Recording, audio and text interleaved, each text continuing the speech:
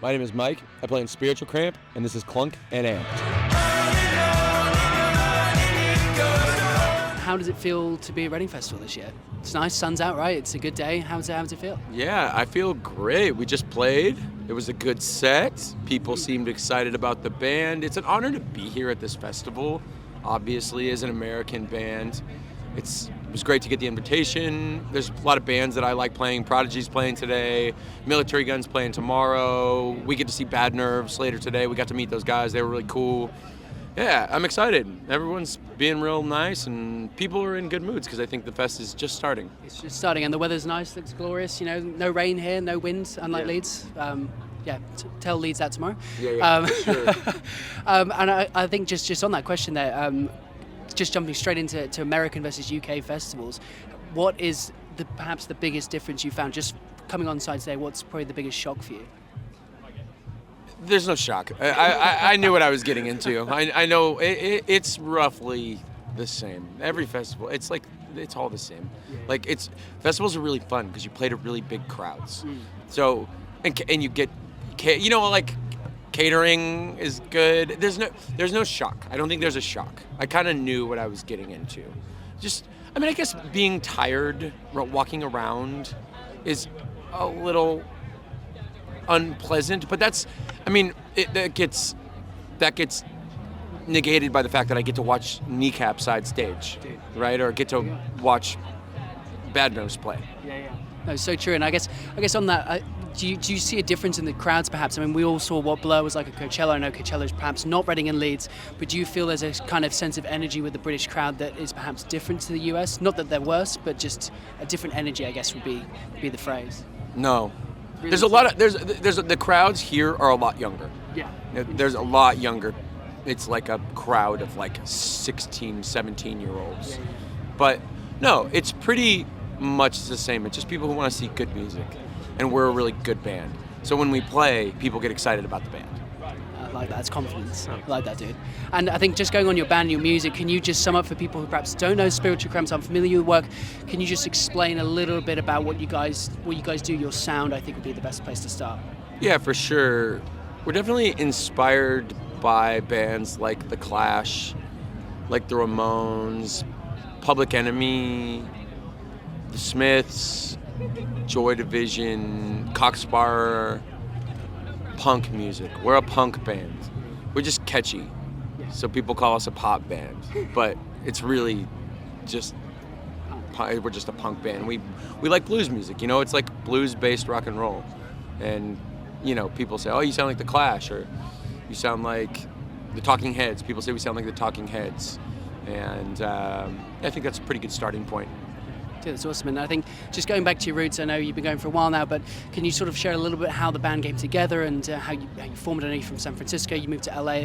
How has everything got to where you're at now, I guess? Yeah, sure. So I met this guy, his name is Stuart. He's one of my best friends. He lived on the same block as me in San Francisco. We just ended up deciding we wanted to start a band. He had never been in a band. I had been in a bunch of them. And he convinced me that I needed to be the leader of a band, which I had not done at the time.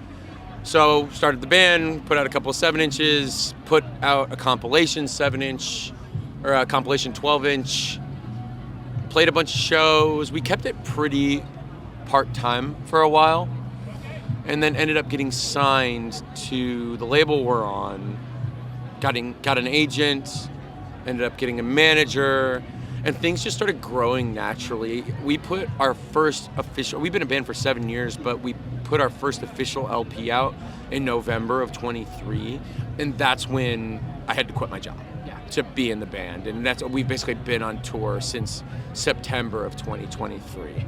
So it's like we had this whole formation, and we had been a band for a while, really part-time.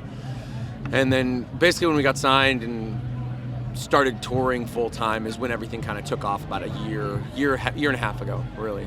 Yeah. Dude, absolutely. And you've been busy. I know you just dropped a new collaboration with White Reaper, it received incredible reception. Everyone's really been talking about that, and it's fantastic. And I really want to ask how that came to be. How did that collaboration come? Was that always something in the pipeline, or did it kind of just come out of nowhere? Yeah, so we had been fans, all of us in the band collectively were fans of White Reaper for a long time.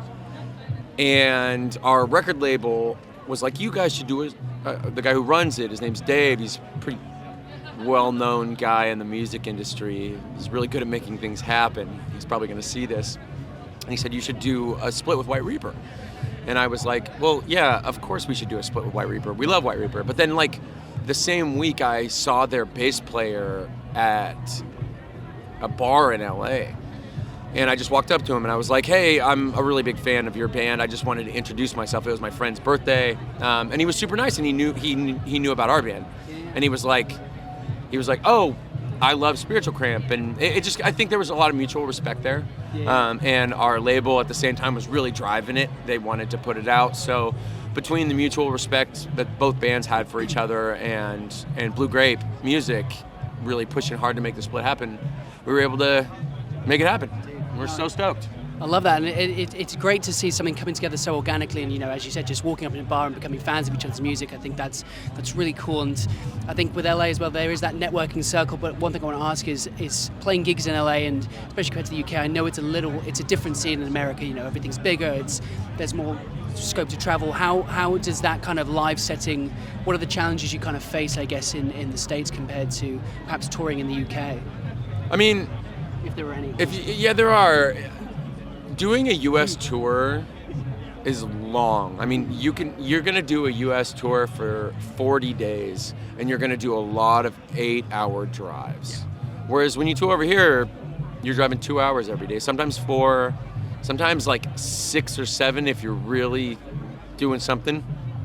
But yeah, touring the States is more arduous. Also, the accommodations are worse.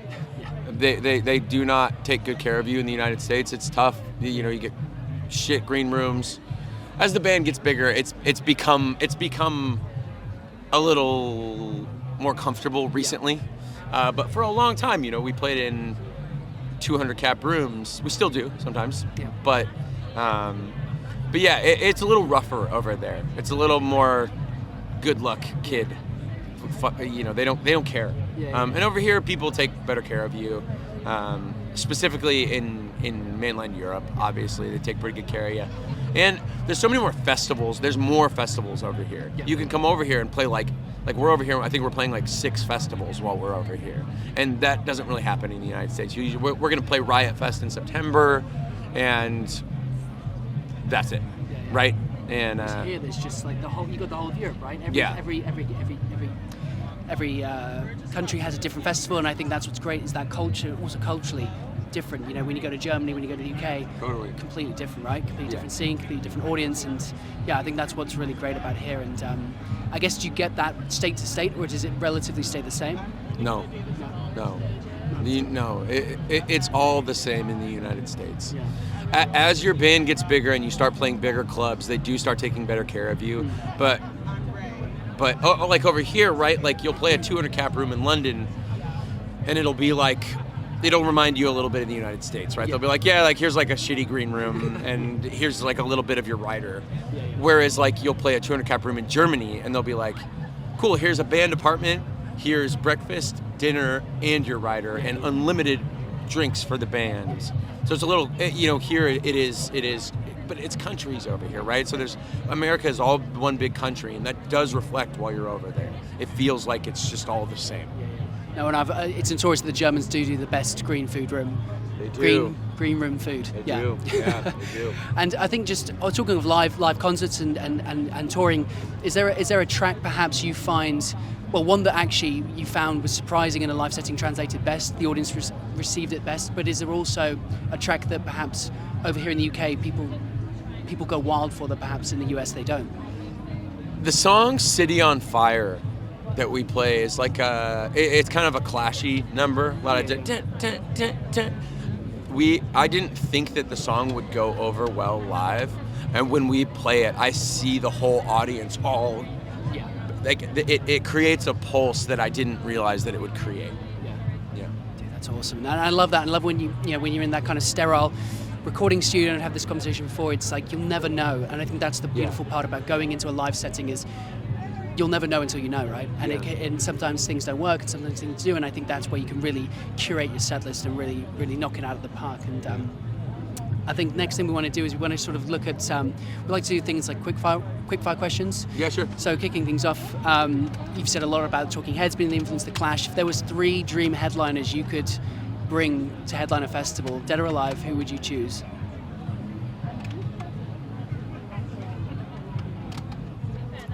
Man, I'd like to see the Replacements headline a festival. I'd like to see the Smiths. You got Morrissey. Can you bring him back? Yeah, we can't. We just got to. Oasis. Yeah. Oasis. Can we get? Can we get that reunion? Can we get Oasis? I know he's here. I see it. He's right. He's literally standing right over there. Liam Gallagher is standing right over there. Maybe we can go talk to him. The Smiths, Oasis, the Replacements, Coxsparrer, but they still play shows. So that's a good one. Yeah. Nobody, I've not heard. But you've never heard of Coxsparrer? No. They're from London. They're a great band. Yeah, good punk band. I think that's it. I mean, if you could repeat the question as well, just because it's great for socials, but if you could share your best live show.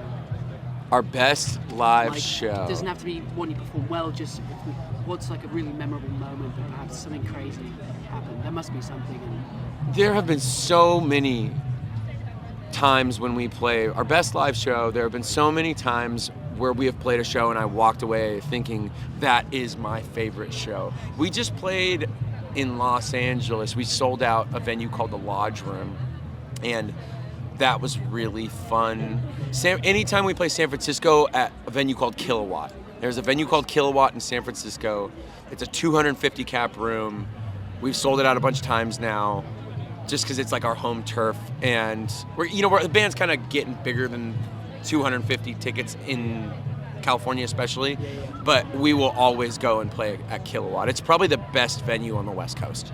I love that, and I think it's that like you said, that energy in a room that's so small, and even when a band outgrows that size, bringing a band back into that and going to your roots, especially when you've had that experience on bigger stages, there's something about that I think both the band and the audience know, and really just that energy it bounces off the walls, doesn't it? Yeah, it does. It's like it's too much energy for the room, and so it just kind of pulsates. It's really fun. Yeah. That's my favorite. Oh, dude, that's awesome. Yeah. And last question, what's one thing you wish you saw more of in, maybe not necessarily the music scene, but perhaps the punk scene, I think specifically, or the alternative scene?